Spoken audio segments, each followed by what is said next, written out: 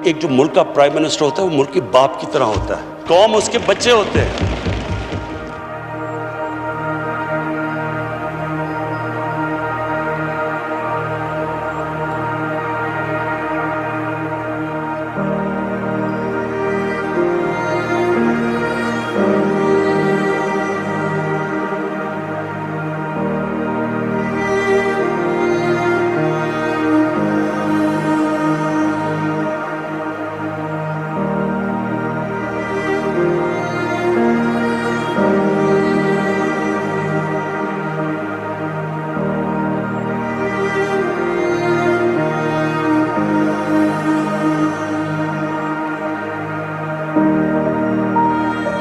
अल्लाह पाक उनको जज़ाए खैर अता फरमाए। अगर हम होटल पे रहेंगे तो 500-700 हज़ार रुपया हमारा खर्चा हो जाता है, तो वही हमारी बचत हो जाती है और हम तो बहुत बहुत मशकूर हैं। खुले आसमान के नीचे वो गुजर बसर करते थे, तो हुकूमत का शुक्रगुजार है कि उन्होंने उठा के उन लोगों को एक सेफ जगह दे दी है।